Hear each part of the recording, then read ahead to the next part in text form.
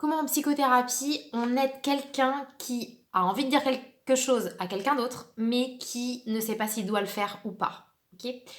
Donc pour ceux qui ne me connaissent pas, je suis Lucie Allard, je suis psychologue, formatrice de thérapeute. Et donc aujourd'hui, nous allons voir que dans certains moments d'une psychothérapie, les gens en fait, ils auraient envie de dire quelque chose, un ressenti par exemple, à un de leurs proches, mais ils vont vous poser par exemple la question à vous, thérapeute, mais du coup vous pensez que je devrais lui dire ou pas?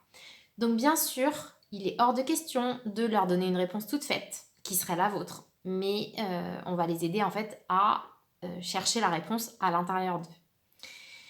La première chose qui peut être intéressante à faire, c'est de les faire préciser, mais qu'est-ce que vous voulez lui dire exactement?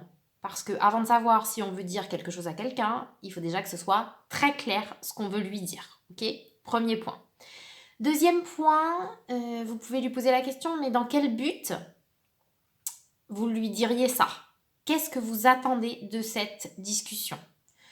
Donc soit la personne, elle dit, moi j'attends rien du tout, en fait, ce qui est important pour moi, c'est de dire ce que j'ai sur le cœur, en fait. Donc c'est à ça que ça va me servir. Ok. Soit la personne peut vous répondre, en fait, moi j'attends que enfin elle reconnaisse ses erreurs. D'accord. Vous pensez qu'elle va le faire? Ah bah non, telle que je la connais, elle reconnaîtra jamais, c'est sûr. Ok. Donc en fait, vous voulez aller lui parler pour qu'elle reconnaisse ses erreurs, alors que vous êtes persuadé qu'elle les reconnaîtra pas, c'est ça? Ah bah oui, du coup c'est pas logique. Ok. Donc est-ce que vous pensez que ça sert à quelque chose d'aller lui parler si votre seul but c'est qu'elle reconnaisse ses erreurs, sachant qu'en fait elle le fera pas? Ah bah non, peut-être pas. Ok. Et si vous y allez quand même, mais qu'elle reconnaît pas ses erreurs? Bah du coup, en fait je m'en fiche, je me dirais que moi au moins j'ai pas de regrets, j'ai dit ce que j'avais à dire, j'ai fait ce que j'avais à faire. Après, voilà, la balle est dans son camp, moi j'y peux rien. Ok. Et parfois, c'est pas que la personne elle sait pas si elle doit le dire ou pas, c'est que elle a peur de certaines réactions si elle dit. Et donc à ce moment-là, pour aider la personne à prendre sa décision, si elle va le dire ou pas, il faudra l'aider à se préparer vis-à-vis de ce qui lui fait peur. Donc, en lui posant la question, vous avez peur de quoi en fait, si vous lui dites? Par exemple, j'ai peur qu'elle m'insulte. Ok, donc vous avez peur, ce qui vous fait peur, c'est qu'elle vous insulte si vous lui dites telle chose. Ouais, mais non, en fait, je m'en fiche. Elle peut m'insulter, je m'en fiche complètement. Là, vous voyez, parfois, rien que le fait de verbaliser ce qui me fait peur, ça m'enlève la peur parce qu'en fait, je m'en fiche complètement.